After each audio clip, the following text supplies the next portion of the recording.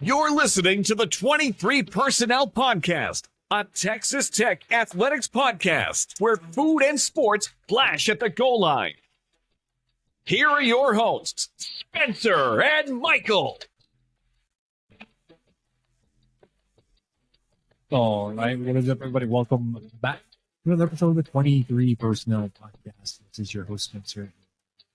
Always, my Michael. Michael, what's up, man? We're getting closer, buddy.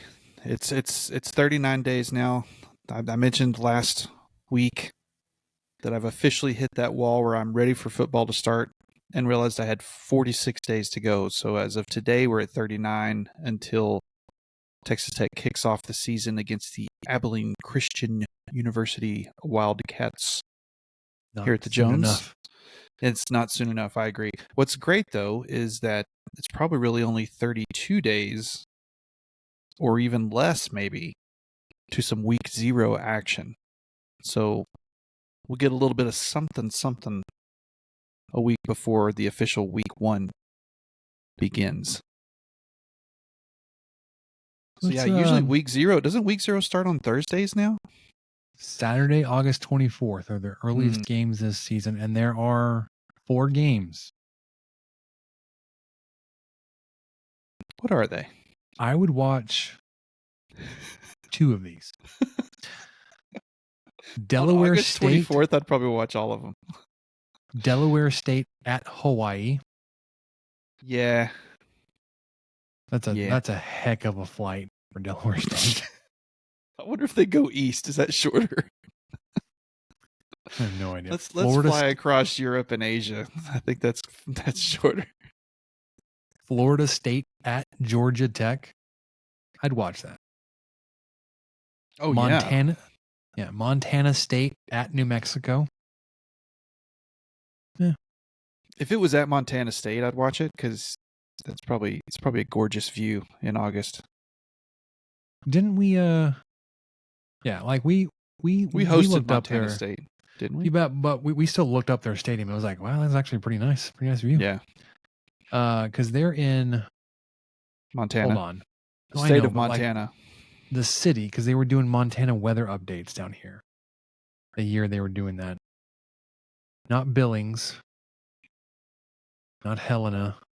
Where the heck are they? Crested Butte. Bozeman. They're in Bozeman, Montana. All right. And then SMU at Nevada. I'd probably watch that one too. Yeah. I would watch that one. 7 p.m. on a Saturday night? SMU's getting really unlikable. They have been for a long time, but now they're just more vocal. Did you see all this stuff? It's probably been a little while now, dating us, but did you see the stuff they were kicking around about, like, some kind of legal action against the ACC if teams were to leave the ACC after they added SMU? Like, you brought us in just to leave us here? Yeah, well, probably. I mean, they're foregoing TV money for how many years, right? Isn't that part of their deal? So many years. Okay, week 1, does that start on Thursday? I would think so. So, like, once you cross, probably Monday. Like, once you cross Monday, you're probably into the next week schedule-wise. Because I know Texas Tech has played on a Sunday before, but that was technically, the previous weekend. When we hosted SMU in, like, the 110-degree heat, and everyone was falling out because they ran out of water and stuff. Remember that? That was a Sunday? It happened on a Sunday, like Labor Day weekend. Oh, that would make sense why it would. It's like okay. Like early Tuberville years. Yeah, NFL hasn't started yet, so they could play on Sundays if they want. Yeah. So Thursday the 29th, August 29th, there are 1,000 games.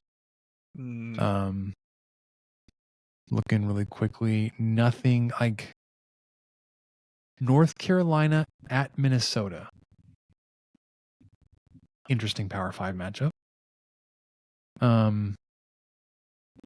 But every other matchup is FCS related.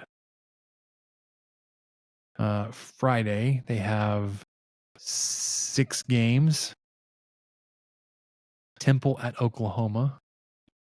Speaking of interesting matchups, my friend Adam, who's playing NCAA football right now, his Texas Tech Red Raiders just beat the Longhorns 36-13 Very nice. in the second game of his season.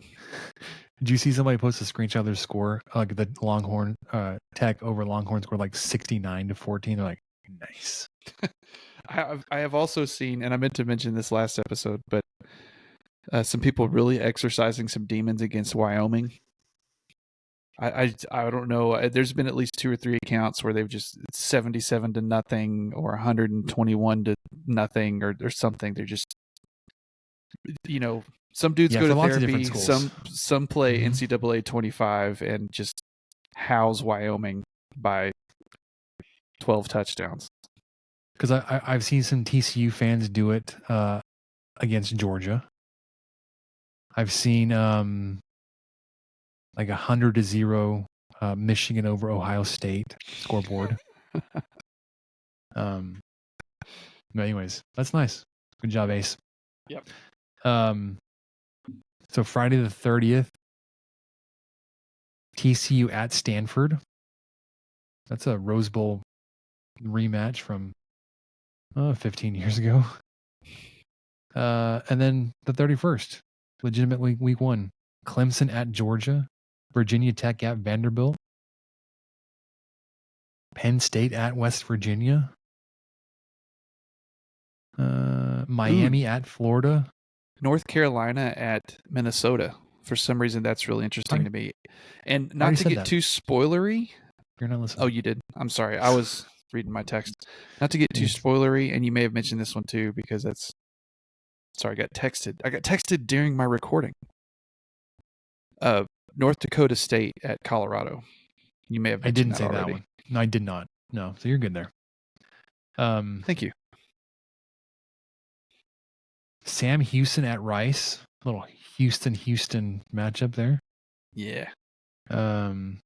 Idaho at Oregon. That's going to be a bloodbath. UCLA at Hawaii. Abilene Christian at Texas Tech. Houston Christian at SMU. Any other good ones? New Mexico at Arizona. Wyoming at Arizona State. Sunday, September 1st, USC at LSU. Although it is in Las Vegas at Allegiant Stadium. That's going to be a good one Sunday night. And then Monday night, Boston College at Florida State. So by the end of week 1, Florida State will be 2 games in. Wow. Probably 2-0, but anywho's, this week, tonight, today, whenever you listen to us, we are throwing a Big 12 welcome party for the Colorado Buffaloes. I almost said Buccaneers. That's a good something. It's a hybrid. It's a hybrid of something. Call me Coach Buffy Prime. No, don't call me that. I have no idea. Talking about the Buffaloes, probably the coolest mascot, live mascot, at least in the Big 12. It's a heck of an entrance. It just looks like everything could go wrong at a moment's notice. Those handlers are running full speed. It's like somebody's going to fall. This thing's going to break free from one of them. And then how do you stop a 3-ton animal? Of all the schools to have like a live buffalo, Colorado does not seem well equipped to handle, like, if it were to break free. Like if it were Texas Tech, Texas even, Oklahoma State, like I think you've got some ranching pedigree. Colorado, like, I don't know if you know what to do with it once it's out. I'm sure I'm sure they do, but yeah, it would not be my first choice. Ralphie's that's an amazing entrance. I mean, I'm very partial to the Masked Rider, although that's been kind of lackluster the last few years because of the the horse issues. Can we get those figured out? I mean, come Yeah, on. I would love that, because when we went to the 4th of July parade this year, even kids were hollering at the masked rider who was riding in the back of a truck, "Where's your horse?" So We were also that'd at be that great. parade. Let me ask you, where were you? Where did you set up? Right across from the bus station, basically. So just west of, I think that was Texas. I always get Texas and Buddy Holly confused. But anyway, we were on the south side of this. Nope. Yep. Nope. We were on the north side of Broadway, but across from the Greyhound station, bus station. We were on the south side of the street, where they made that turn. I don't know that street. Was it Texas? Oh, where they were coming. I Like, got you. Where they started, sort of. I think pretty early in the route. We were maybe a block west of you. Well, we were on the south side of the street. What cracked me up and was like, y'all, you're doing this to yourselves. But every few minutes there were sheriff deputies walking back and like scooting kids and getting like resetting the line, like back up. But then the people in the parade that were throwing candy were just dropping it in the streets. Like, yeah, well, you're bringing kids further and further up because you're not just tossing candy or whatever it is that you have. Don't noodle arm it. Wind up. Just throw it like you mean it. Chuck it like, throw it like it's a tortilla at the Tech game, man. There you go. Throw it in the air. I got pelted with a one of those frozen popsicles. Did not mind it. I was kind of impressed. I was far enough back. I was like, I don't know how it got through so many hands. Like an otter pop hit me straight in the face. I was like, props, man. Finally, I appreciate that. Finally, someone is actually putting some mustard on it. Yeah. But all right. You want to get into some Colorado? Let's Colorado it up. All right.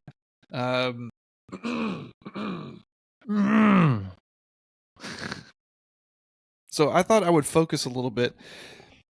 Last summer, when it was announced that Colorado was coming, I did kind of a quicker version of this primer and focused more on what they had done in the Pac-12 since they had left the Big 12, since you've been gone, per se. And so I chose to kind of stick with that this time. And so let's start with football, because that's what we're talking about. That's what we're most excited about. And they have not been very good. So since they left the Big 12, not that they were, taking over the Big 12 itself, they had an overall 52-102 record. That's a 34% winning percentage. Stellar. In their 13 seasons in the Pac-12. They had a conference record of 28-84, which is exactly 25%. I don't know if it's exactly, but it's rounded to 25%. So they won one of every 4 conference games. They did have a conference championship appearance in 2016. They had a really good year that year.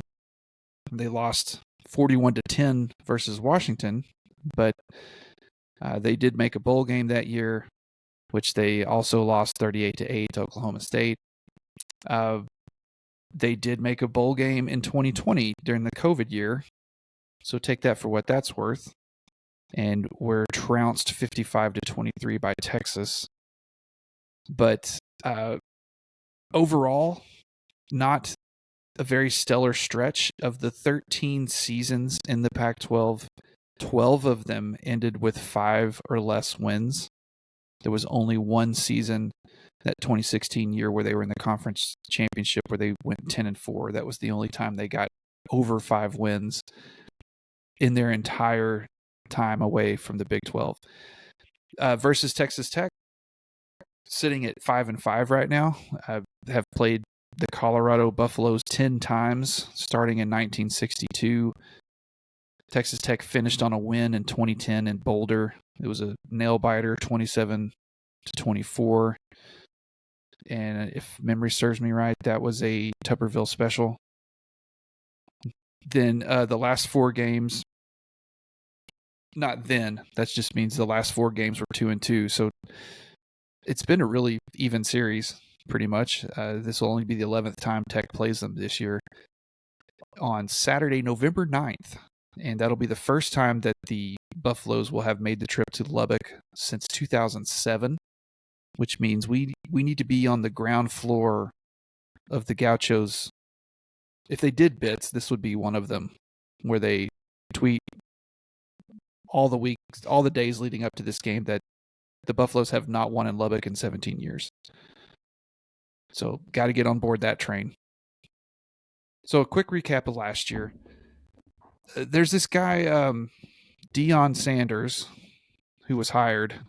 Oh yeah, that guy. I know. Yeah, he was hired, and I almost wrote just Coach. This is the first season under Coach Prime.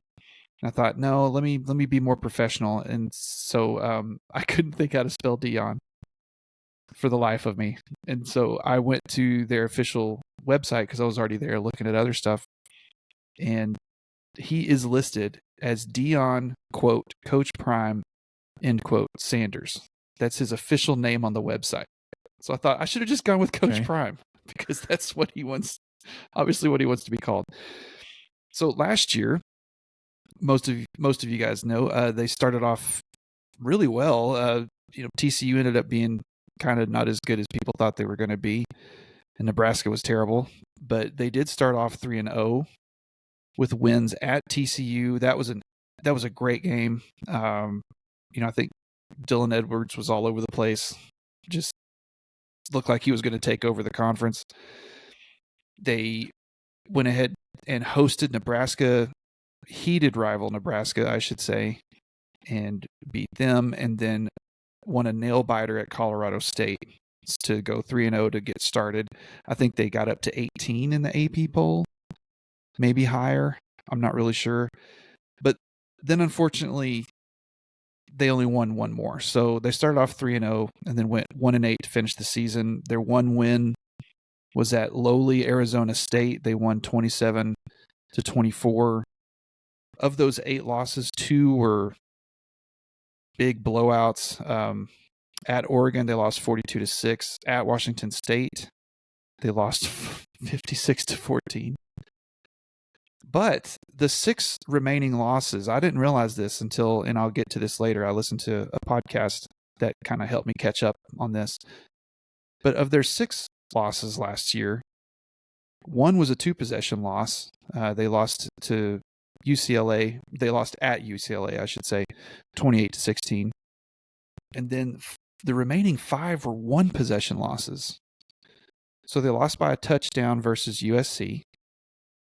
Lost by 3 versus Stanford, lost by a touchdown versus Oregon State, lost by 3 versus Arizona, and we just talked about Arizona last week, how good of a year they had, and then Utah had a pretty good year too until they had to play Arizona, but then they lost to Utah by 6, 27-13.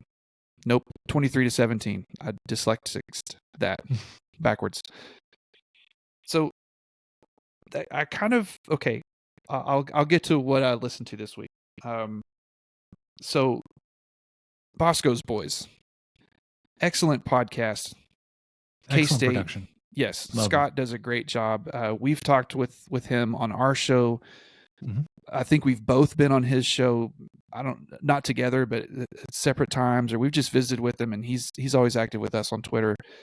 So Bosco's Boys, if you're not following them, our brethren in Manhattan, K-State Wildcats, one of those teams that you don't really hate on unless you're playing them, and then you just kind of let it go.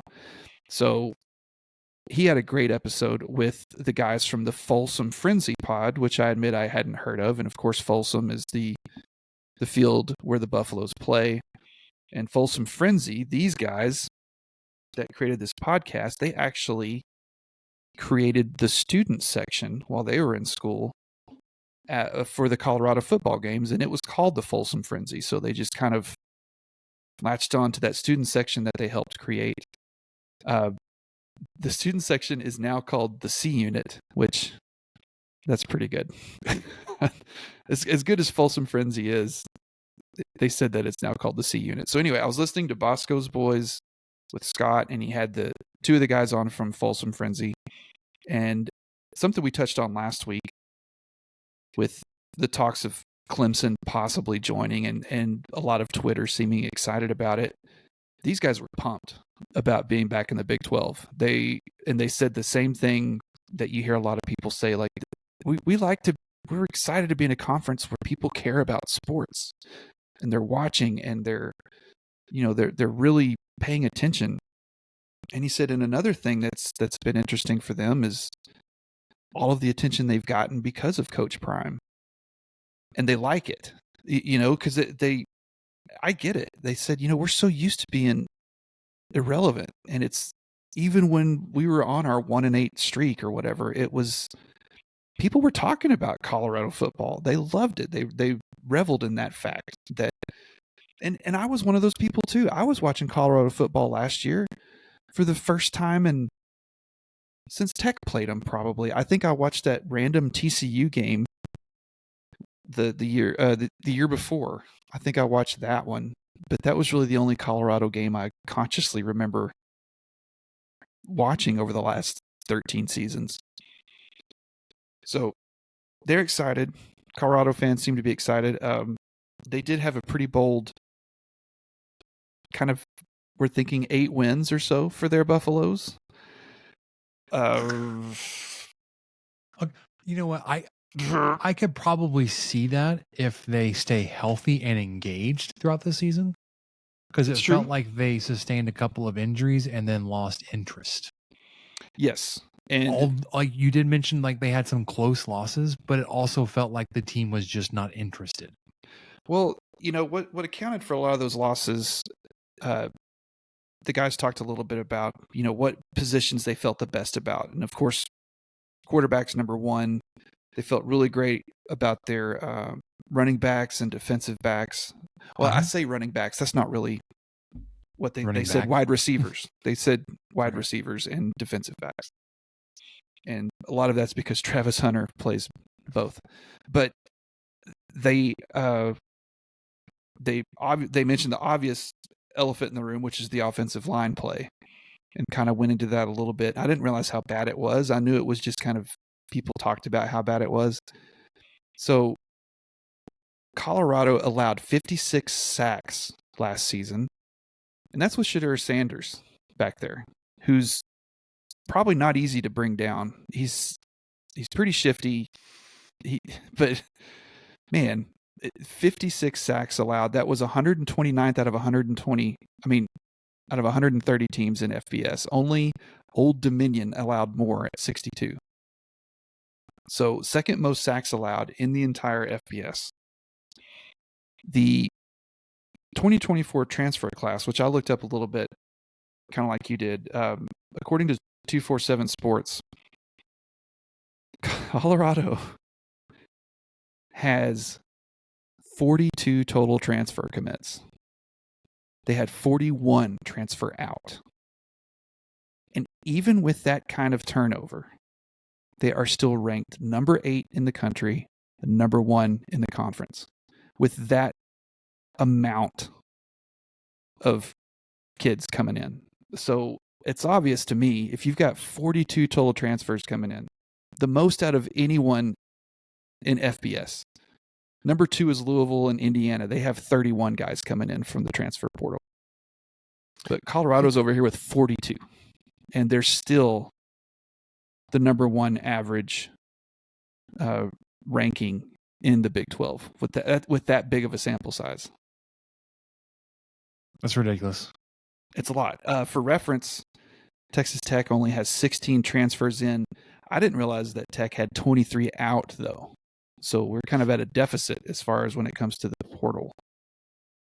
Well, and then you got to remember, a lot of those were actually the receivers that you were kind of surprised, but then also when you look at the production on the whole, you're like, I get it.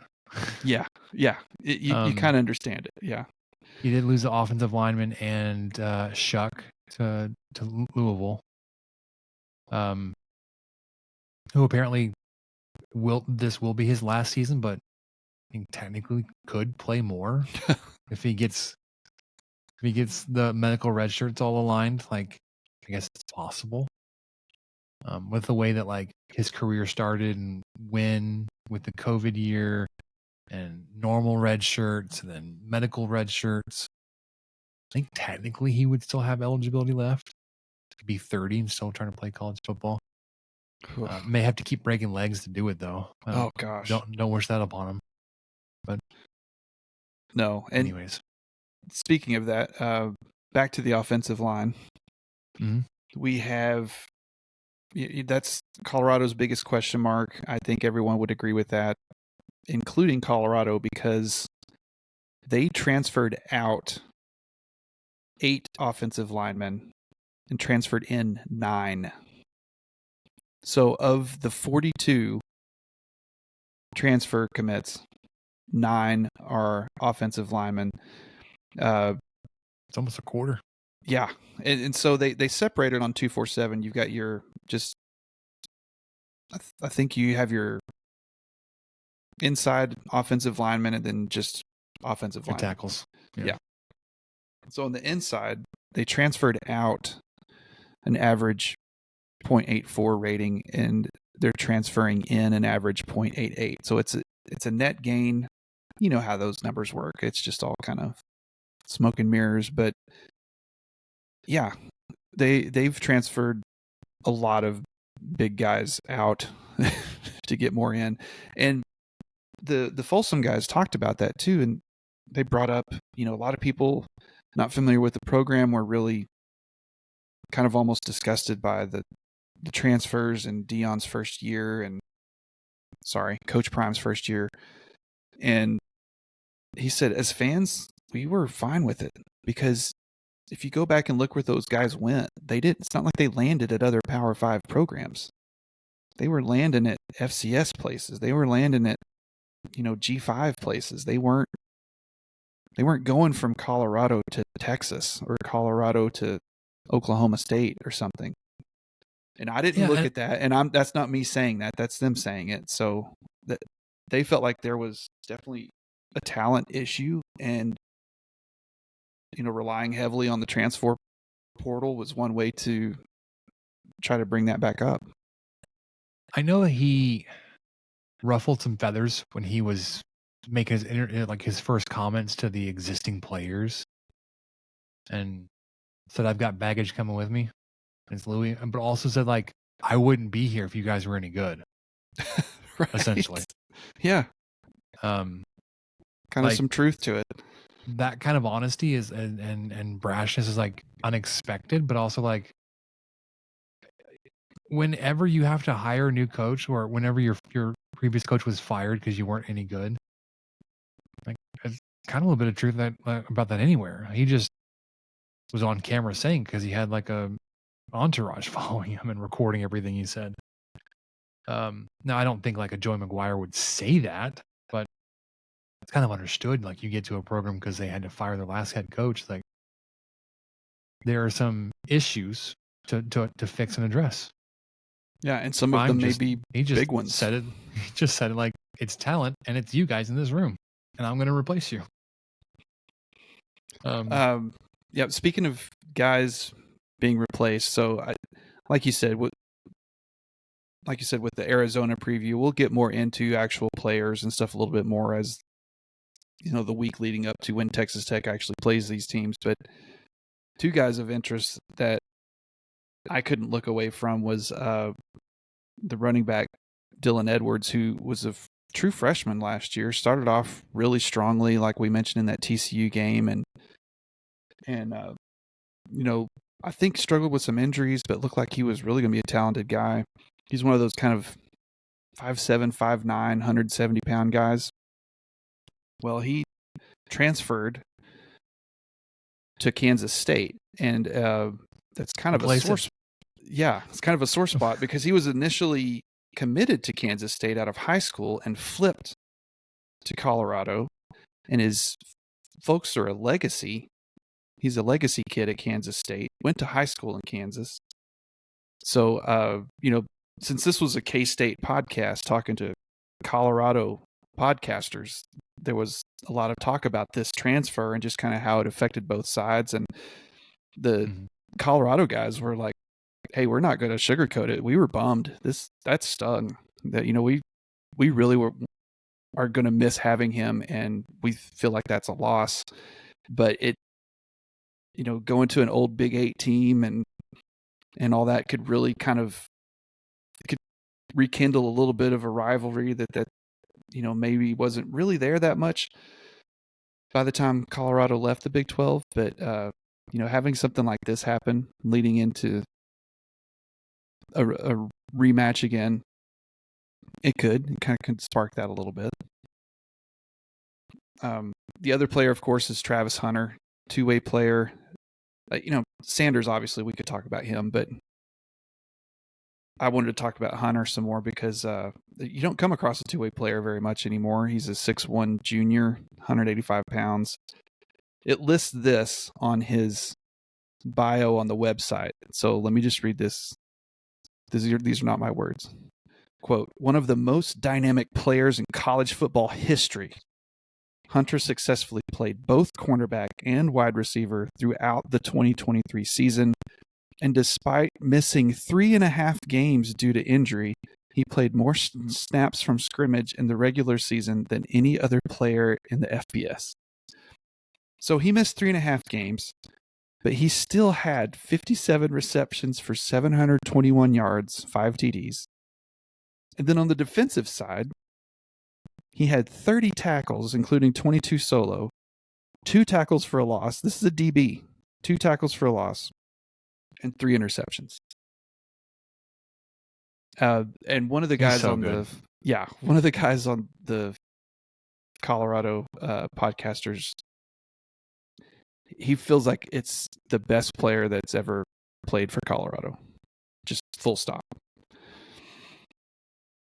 So those are guys to kind of keep an eye on. I know that the Dylan Edwards one is more of a Kansas State preview at this point, but just kind of shows you what they lost. But yeah, that was kind of my rundown of the football program. Did you have anything else to throw in there just to kind of let people know where Colorado is if they haven't? But I mean, Coach Prime's got everybody paying attention. They're absolutely right. A lot of people are like, yeah, I remember all this stuff from last year. Couldn't tell you anything from 2019 or 2015, but yeah, I remember last year. I realized we went through the schedule not that long ago. I'd already forgotten that we played Colorado. I know that McGuire said at media days we host them. It's to me, it's one of the biggest. So. It's one of if not the biggest home game this year, just because of Coach Prime and everything. Yeah, so your home games this year: Abilene Christian, North Texas, Arizona State, Cincinnati. It will be interesting because it'll be their first trip. Baylor, Colorado, and West Virginia. Oh, okay. That's the other one. Maybe I was like, I think it was a clear front runner, but West Virginia and Baylor probably would kind of any of those State. 3. True, just because it's someone different, someone new. Well, and the little bit of history, the recent history when you played them, the home and home series you had in the Kingsbury years. You played Arizona not that long ago too, but you're going to be in Tucson for that one. I remember as a student, I remember going to a game against Colorado and it not being good. Oh no, they never were. They just it wasn't the Graham Harrell where he flipped off the crowd, but what was it? Texas Tech, Colorado, 2007. Yeah, it was 06, 07, and 2010 were the last 3 matchups, I believe. Colorado, they were up 14-6 at the half.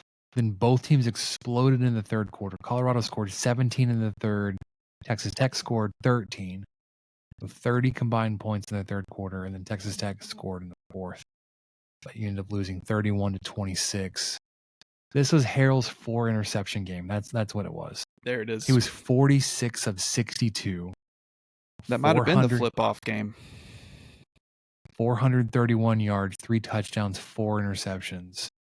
Crabtree had 12 catches, 130 yards, and a touchdown. Your leading rusher on the day, Aaron Crawford, 2 carries, 31 yards. Oh, that's a Mike Leach stat line. 2 carries. 470 total yards, 4 turnovers. They had you in time of possession by 5 minutes. I remember not liking my time at this game. I even think it was like 11 o'clock. I think this was the 11 o'clock kickoff that my roommate and I woke up to. It was like 10:45. I was like, oh crap, we gotta go. And we run over there. And we were in Sneed, so we were like almost as close as you could live to the football. And like we missed very little of it. Also got absolutely burnt to a crisp. Like I got the worst sunburn of my life at this game. Yeah, because it was cool. It was like a... It's cool but clear. It was early October. Oh, yeah. So it was, 11 o'clock. It feels great. You don't really realize how much you're baking until it's too late. It was late October 27th. So, yes, definitely cool. Then you get in the shade somewhere and like, why does my skin still feel warm? Why do I feel so warm? Oh, it's because I'm scarlet. My skin is the color of my scarlet shirt. Yeah. Cody Hawkins was the quarterback for Colorado. Attempted 26 passes on the night. I think Harrell had 26 incompletions.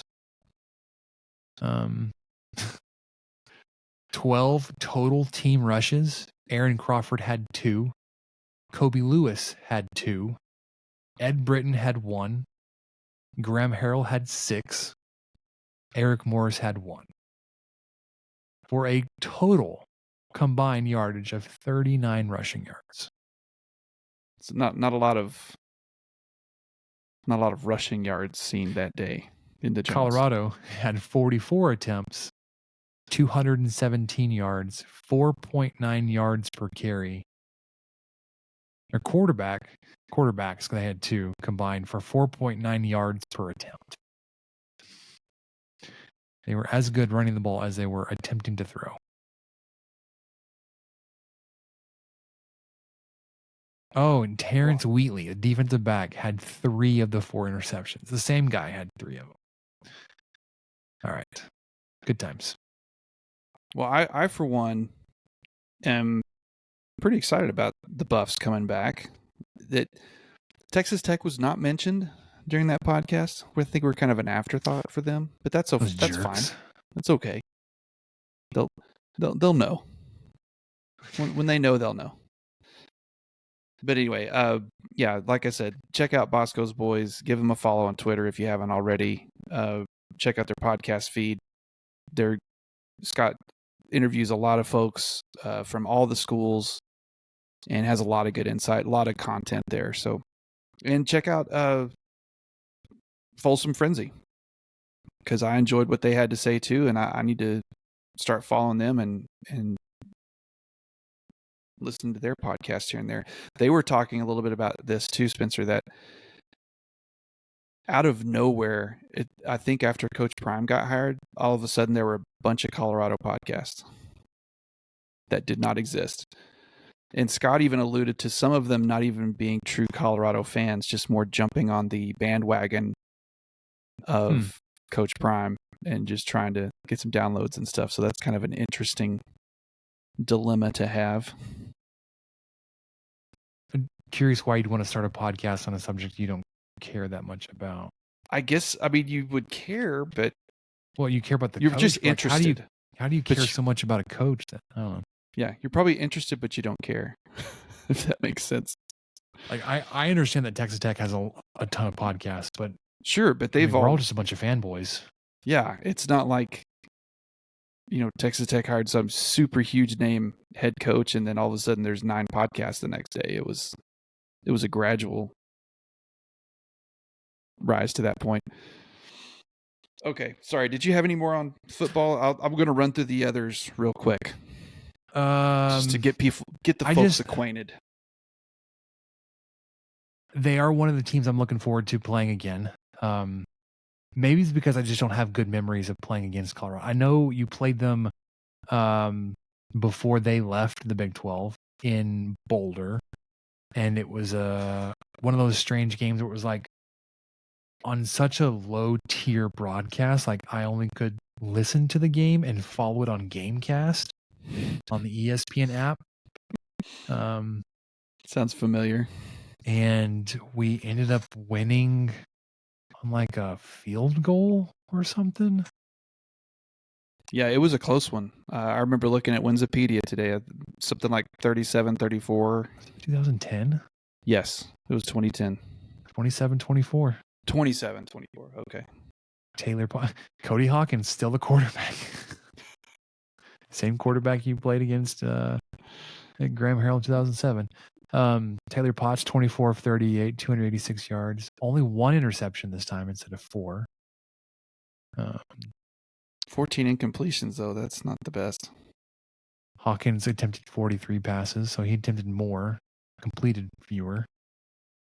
Your leading rusher, Eric Stevens, 15 carries, 94 yards. That's a little bit better. Alex Torres had a better stat line than Crabtree did. 6 catches, 133 yards, and a touchdown. I forgot how good Torres was in flashes. He was good. He was a good possession really receiver. Detron Lewis, Lyle Leong, Austin Zuzalik, Tremaine Swindle, Darren Moore. Darren Moore was supposed to be the next Michael Crabtree after that New Mexico game. What do you have, 5 touchdowns? That was his first game, I think. And then he ended up being pretty good. I mean, yeah, but I think everybody was just like, "Oh, he was just okay." I think he wasn't the next Michael Crabtree. Like in 2010, he was a 1,000-yard receiver. Yeah, I know. He wasn't bad. It seemed like career. He exploded out of the gate, and then everybody just thought they were already thinking that anyway, just because he was kind of built like Crabtree. Yeah. Okay. Quick crash course through basketball. Baseball's going to be super quick because Colorado has not had a baseball team since 1980. So we finally even back out the baseball programs because Iowa State does not have a baseball program either. So we've got 16 schools, 14 baseball programs. That's right. So I'm not glossing over baseball on purpose. It is just non-existent in Boulder. But funny how that works out. Yeah. The way that we decided and chopped up who does which school. That you get a school that doesn't have a baseball program.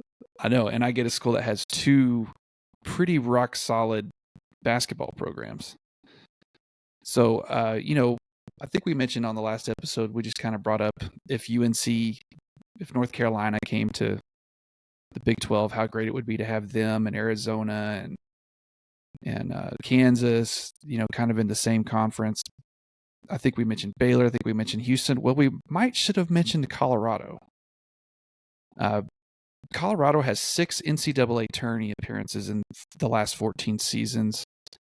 They have had their head coach. They've been fortunate to have him for a long time. He's been there since 2010. Coach Tad Boyle. He has a 62% winning percentage at Colorado. He has 298 wins to 183 losses. He coached his first season in Colorado's last Big 12 season, so he will be coming back to the Big 12, which is kind of interesting. So he's made full circle. Welcome back, Coach. Last season they were 26-11. They were 13-7 in conference. Somehow they were a play-in team in the NCAA tournament, which seems kind of weird to me based off of this. So, yeah, 13-7 in conference. That's nothing to sneeze at, for starters, and neither is this. They won 8 straight Pac-12 games before losing 68-75 to Oregon in the Pac-12 tournament. So they went 8-1 to finish regular season, quote unquote regular season play to finish play before the tournament was selected. But they still ended up being a play-in team, which maybe they were right because they lost in the second round by 4 to Marquette. But, since they've been in the Pac-12, they have 62% winning percentage overall. They're 274 to 169. And their conference record, 131 to 111, is a 54% winning percentage. And I feel like averaging over 50% in your conference, that says a lot, especially over that many seasons. So impressed with what they've done. And I mean, you have a coach there that's been there for 14 years now. Doesn't seem like he's going to be going anywhere. They won 26 games last year. They're a solid team. It's a really good add to an already stellar basketball conference. I agree. So I'll admit, when it comes to women's basketball, I know the most about the Lady Raiders, and that is still not saying much, but we'll go over the Colorado women's basketball program a little bit. They also have some longevity at head coach J.R. Payne. She's been there for 8 seasons. She has a 581 winning percentage, 143 to 103. Their time in the Pac-12 as a program, 230 wins to 179 losses overall, so that's 56%. Not a great conference record. Actually a losing one. They've only won 90 versus 139 losses, so a 39% percentage there. But this team has made the Sweet 16 in the NCAA tournament the last 2 seasons. So a team that's looks like they're building and getting a little bit of momentum, and then now they're getting into a new conference that's going to be really jazzed about playing basketball and come on in. So, hopefully the football team's kind of on a rise. It seems like they might be, at least in term of relative records. But it looks like both basketball teams are really, in good shape, especially the men's. I don't want to discount what the women have done or anything, but it just hasn't been as consistent as what the men have been able to do in the same stretch. But yeah, the women, last 3 seasons, 22-9, 25-9, 24-10. So some really solid basketball from Boulder. The Boulder Buffaloes. The Boulder Buffaloes, like the Waco Bears. There's my Colorado primer, folks. Yeah, well, looking forward to playing them again this season. Wish they had a baseball program, but football, towards the end, I think their early November trip into Lubbock. Then obviously with basketball, they'll be on the schedule. But looking forward to having them back in the conference. It's been a while. It's been a minute. It's been a while since you... With that, Michael, I think we should wrap it up with what do we learn? What do you think? Sounds good. What did we learn, Palmer? I don't know, sir. I don't know either. All right. What did we learn, good sir? I have 2 things. I have thoughts on both of these. So okay. So we'll just roll. We'll just roll with that. Mm-hmm. Bricks and Minifigs. If you don't know what this store is, it's a chain of Lego stores that obviously sells Legos, but has a bunch of other things they offer, like you can have birthday parties there. Mm-hmm. You can you can join this kind of club thing where every Tuesday you can come in and just get like a little bucket of Legos that they just have loose. You can build your own little men. You can buy used sets. You can sell used sets or bring used sets in for credit. It's great. It's awesome. And my mom, because Father's Day and my birthday are really close together, she gave me a gift card for Bricks and Minifigs for Father's Day. And she kind of, because she knows my daughter likes Legos a lot and is really getting back into it. And a lot of it's because of this store. I kid you not. But she gave me that. It was like, maybe you and her can go pick something out. And I said, that's a great idea. I thank you. I like this a lot. And she said, good, because I think I'm going to give you one for your birthday too. I said, perfect.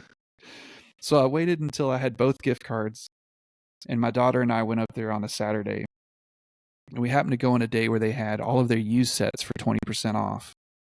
Nice. And so we didn't even get through the 2 gift cards. And my daughter got 2 Minecraft sets. One of them was new, one was used. And then I got a Grogu, those bricks heads. I think so. I got a used set of Grogu that her and I are going to put together, and then I got a used John Deere tractor and trailer set. Oh, I was gonna see if you got the. And I didn't get the Forge Harvester. They didn't have it anymore. If they'd have had it, I one might set have. was gone. Yeah, I might have gotten it. And then I got the used James Bond Aston Martin, not like the big one, but the smaller one. And what was fun about that, which was really, I didn't think I would enjoy this that much, but so the used ones, the Aston Martin and the John Deere did not come with a physical book, but you can go download a PDF of the instructions on Lego's website. No big deal. So I checked that before I bought these. But what was fun, and I didn't realize how much I was going to enjoy it. When they sell these, they sell them to you put together, because I'm sure it's way easier for them to determine that all the pieces are there. And that's how they encourage you to bring used sets in, which I did bring one in later. I had a Kessel Run version of the Millennium Falcon that I brought in, and she gave me a good amount of credit for it. So yeah, this place is awesome. Anyway, so I brought those home, and I am surprised at how much I enjoyed taking them apart. Because that's what I enjoy the most, is putting them together. So I bought these used ones home. They're perfectly intact, put together.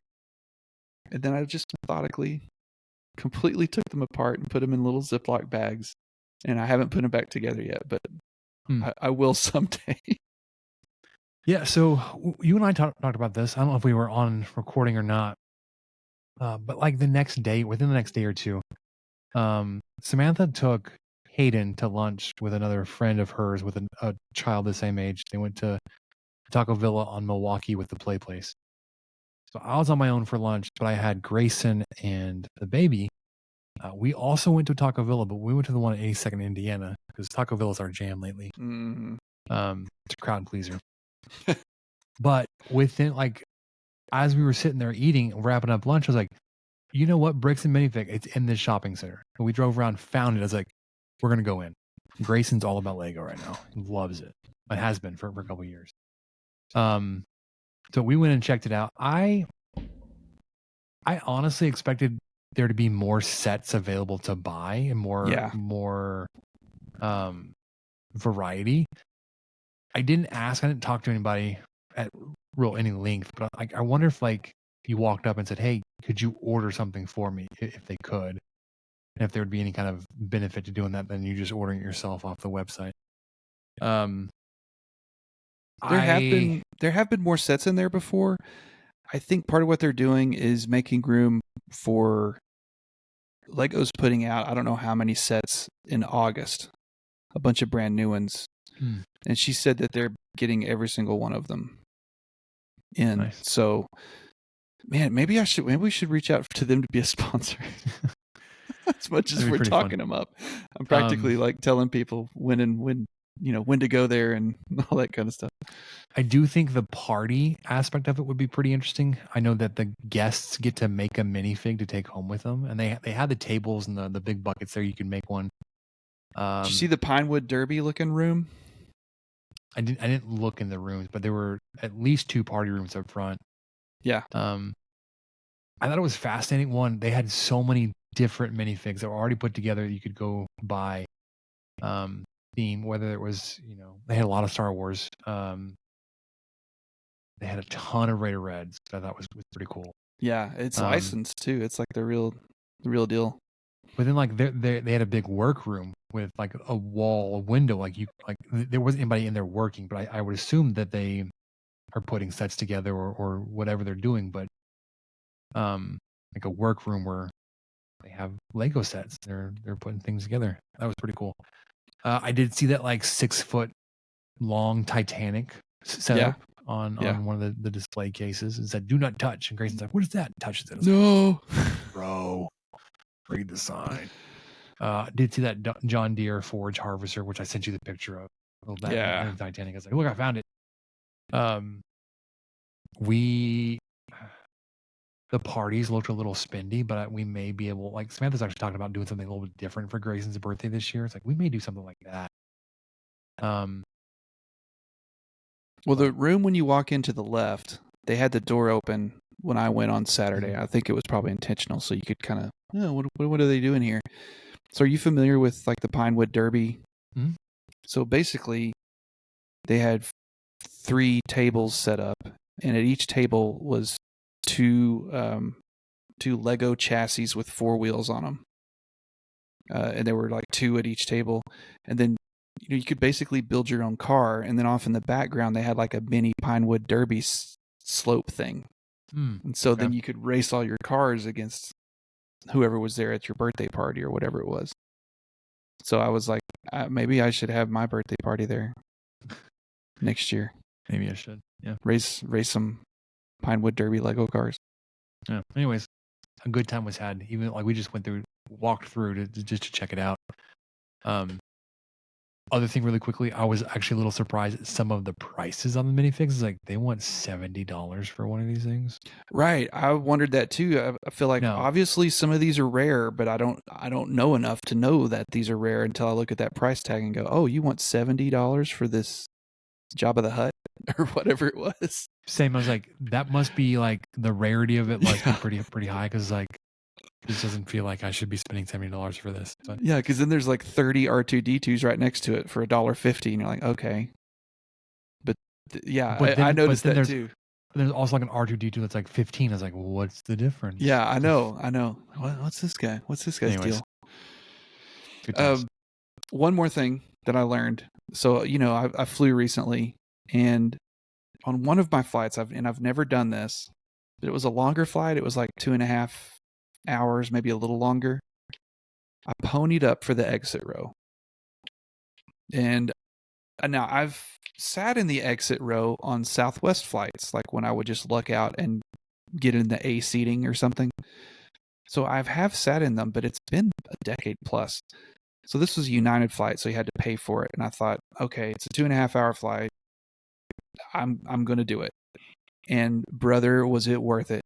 Mm-hmm. My goodness, because I got a window seat, and no one sat in the middle seat, and then a much larger man sat on the aisle seat. He was probably 6'8". Goodness.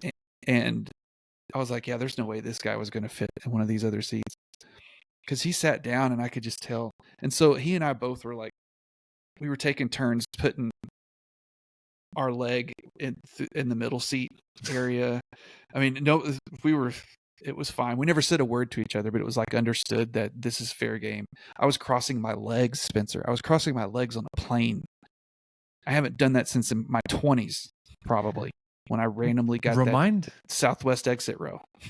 Remind everybody how tall you are, Michael. I'm a statuesque 6'4". Okay, same. Oh, I claim 6'4". I claim 6'4" too, Spencer. Okay. Then that's all we'll say. We claim 6'4". We claim 6'4". It says so. The state of Texas considers on my license says 6'4". Considers me 5 foot 16 inches tall. But it was great. It was wonderful. I also have flown recently. My flights up to Portland, I also paid for exit row seating, because I flew every airline. I had to pay for everything. It was so stupid. Bags and yeah. They nickel and dime you. Yeah. Granted, it wasn't my money. I was spending the organization's money.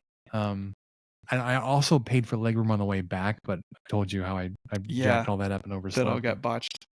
And then especially on that flight back from Dallas, oh my gosh, we were on this tiny little airplane, and There were 2 seats. There were just the 2. Both of us were very large individuals. The man in front of me was also very large. It's like of this little triangle of death. Just giant human being. And of course, the guy in front of me like had his seat back laid back the whole time. I was like, I had to like climb into my seat. Yeah. Yeah. Exit row seating, the extra leg room is worth it. I was really frustrated. One of my flights back, I believe it was supposed to be my flight from Portland to Dallas coming back. It was not an exit row, but it was against a bulkhead. So it was like even more space. Yeah. I was like, Yeah. you stupid. Wrecked it. But definitely worth it. And we're not even that tall, but airplanes are not built for individuals of even like 6'2" and above. I think so. I agree. I'm taller than most, but not like no one's looking at us when we walk through somewhere and go, whoa. We're not commanding attention. We walk in and we're like, oh my gosh, that dude's giant. No, we're tall. No. But yeah, planes were not built for us. No. We are not the median or average height. And I feel like my proportions are weird. I feel like I have like a super long femur or something. I feel like my knees just go way out in front of me once I'm sitting down. They're just way out there. One other thing I enjoyed on this flight, though, great flight. This was one of the planes that had the little TVs in the headrests. And so you could change it to whatever you wanted, but I didn't have a wired headset and I didn't really care. And I was reading a book and I wanted to just keep reading my book. But what was nice, because the middle seat was basically no man's land. And it was automatically on Top Gun Maverick. So it was great. So I could just kind of look up and see what was going on in Top Gun Maverick. And then on my seat, what I did the most dad thing ever. So if you're ever on a United flight, and probably other airlines have this too, look for this. They have a channel where you can track your flight. I knew it. Fantastic. Had it on there the whole time. It's like, oh man, we're at 39,000 feet. We're going 580 miles an hour. Oh, 565. Flying over the great state of Nebraska right now. Exactly. I did fly over Nebraska. Oh man, I love it. I just love like looking down, like looking up, and then especially once we started making our descent. Oh, 31,000. Okay. Oh, we're really slowing down. We're at like 280. And it was cool too. And when you take off, it's 160 or whatever when you're taking off. Like, dang, I always feel like really you're booking. Moving. Yeah. We're cooking with gas here. But it was the most dad thing ever. I had all the leg room in the world. I was tracking my flight. And then next to me, I was silently following along with Top Gear. That would have been great too. Top Gun Maverick, yeah. All right. I think with that, Michael, we'll call it a night. Welcoming Colorado back to the Big 12. I think we're both pretty excited about that matchup in November. I also think going up to Folsom, playing there in Boulders could be pretty cool, but not in year one, not in the cards for year one.